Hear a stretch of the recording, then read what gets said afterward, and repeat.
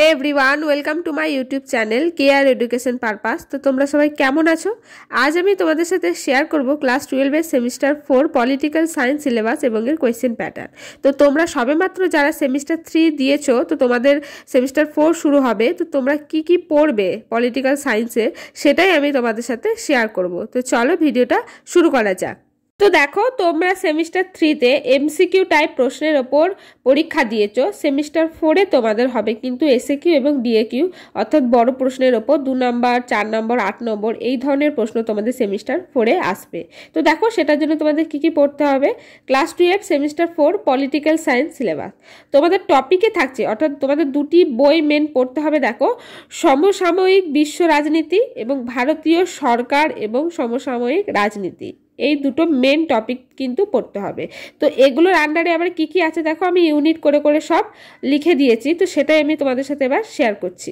প্রথমে দেখো, ইউনিট 1-এ কি আছে হচ্ছে আন্তর্জাতিক সম্পর্ক ও রাজনৈতিক মতবাদ। এইখানে কি কি আছে? আন্তর্জাতিক সম্পর্কের বিবর্তন এবং বাস্তববাদ, আদর্শবাদ, উদারনীতি এবং মার্ক্সবাদের মতো মূল তত্ত্বগুলির ওপর আলোকপাত। তাহলে ইউনিট 1-এ তোমাদের এই সমস্ত জিনিসগুলো করতে হচ্ছে। এরপর দেখা আছে ইউনিট 2, সেখানে কি কি আছে? প্রধান আঞ্চলিক এবং উপ আঞ্চলিক সংস্থাগুলি। যেমন দেখো, এখানে লিখে দিয়েছি পরপর আমি, ইউরোপীয় ইউনিয়ন, সার্ক, আসিয়ান, বিমস্টেক। তো দেখো ব্যাকেটে কোন কোন জায়গা, সংস্থা সব কিন্তু এখানে লেখা আছে। তো তোমরা দেখো, ইউনিট 2-এ তোমাদের এই ধরনের টপিক কিন্তু করতে হবে।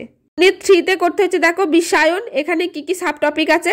অর্থনৈতিক, রাজনৈতিক এবং সাংস্কৃতিক পরিণতি, ভারত এবং বিশ্বায়ন, আর বিশ্বায়ন সমালোচনামূলক বিশ্লেষণ।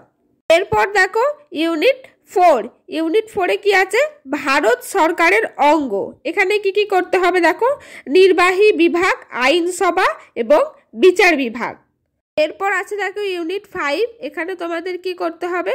ভারতের সমসাময়িক নাগরিক সমাজের আন্দোলন।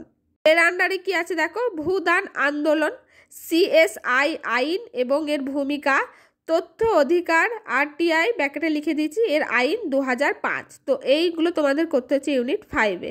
তো তোমাদের একটা কথা বলি, তোমরা আমার একটু ভয়েসটাকে ইগনোর করো, কারণ আমার প্রচণ্ড ঠান্ডা লেগেছে, শরীরটা খারাপ। তাও আমি তোমাদের জন্য ভিডিওটি বানিয়েছি, যেহেতু সেমিস্টার 3 এক্সাম হয়ে গেছে, 4-এর জন্য সিলেবাস প্রত্যেকেরই প্রয়োজন, তো হাতে সময় বেশি নেই, তো সেই জন্যই আমি খুব শীঘ্রই ভিডিওটি করার চেষ্টা করেছি। তারপর দেখো ইউনিট 6-এ তোমাদের কি করতে হচ্ছে? সাংবিধানিক সংশোধনী এবং স্থানীয় স্বায়ত্তশাসন। এখানে কি কি করতে হবে? সংশোধনের পদ্ধতি, 73তম সংশোধনী এবং 74তম সংশোধনী। তাহলে দেখো, এই 6টি ইউনিট তোমাদের কিন্তু খুব ভালোভাবে করতে হবে সেমিস্টার 4-এ তোমাদের রাষ্ট্রবিজ্ঞান সিলেবাসে। এরপর দেখো, আমি কোয়েশ্চেন প্যাটার্ন নিয়ে তোমাদের সাথে কথা বলি। তো তোমরা সেমিস্টার 3-তে দিয়েছো এমসিকিউ প্রশ্নের ওপর, তোমাদের সেমিস্টার 4-এ আছে এসিকিউ এবং ডিএকিউ, অর্থাৎ 2 নম্বরে, 4 নম্বরে, 8 নম্বরের এরকম প্রশ্ন তোমাদের আসবে। তোমাদের সময় থাকবে কিন্তু 2 ঘন্টা। এরপর দেখো, কোন টপিক থেকে কত নম্বরের প্রশ্ন আসবে আমি লিখে দিয়েছি দেখো, টপিক এবং মার্কস। তো তোমরা ইউনিট 1-এ দেখবে আমার লাল কালিতে আমার লেখা আছে, সেই ইউনিটগুলো পুরোটা লিখতে গেলে তো অনেকটা বড় হবে, তো সেই জন্য আমি শুধু ইউনিটগুলো লিখে দিয়েছি। তো তোমরা ভালো করে যখন সিলেবাসটা লিখবে, পাশে পাশে তার পাশে এই মার্কসগুলো লিখে নিও যে কতটা কিরকম আসবে। দেখো, টপিক লিখে দিয়েছি এবং মার্কস মানে কোন টপিক থেকে কতগুলি প্রশ্ন আসতে পারে। তো ইউনিট 1 থেকে আসবে 8 মার্কসের মতো, তাহলে 8 নম্বরের মতো প্রশ্ন আসবে। ইউনিট 2 থেকে আসবে 6 নম্বরের মতো, ইউনিট 3 থেকে আসবে 6 নম্বরের মতো, আবার ইউনিট 4 থেকে আসবে 8 নম্বরের মতো, ইউনিট 5 থেকে আসবে 6 নম্বরের মতো, আবার ইউনিট 6 থেকে আসবে তোমাদের 6 নম্বরের মতো। তো টোটাল তোমরা যোগ করবে, দেখবে তোমাদের 40 মার্কস হবে।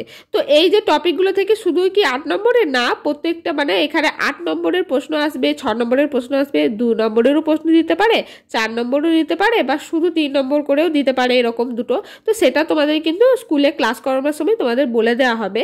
তো তোমাদের কিন্তু টোটাল 40 নম্বরের আসবে প্রশ্ন এসএকিউ এবং ডিএকিউ ওপর। তাহলে এই হচ্ছে তোমাদের রাষ্ট্রবিজ্ঞানের টোটাল কোয়েশ্চেন প্যাটার্ন এবং এই সিলেবাস, কি কি টপিক তোমাদের পড়তে হচ্ছে। যদি তোমাদের কোনো ডাউট থাকে বা কোয়ারিজ থাকে, আমাকে কমেন্ট সেকশনে অবশ্যই জানাবে। আজকের ভিডিওটি এই পর্যন্ত। যদি ভিডিওটি ভালো লাগে একটি লাইক করে দিও, আর চ্যানেলে নতুন হলে সাবস্ক্রাইব করে রেখো পরবর্তী বিভিন্ন তোমাদের কোয়ারিজের ভিডিও পাওয়ার জন্য।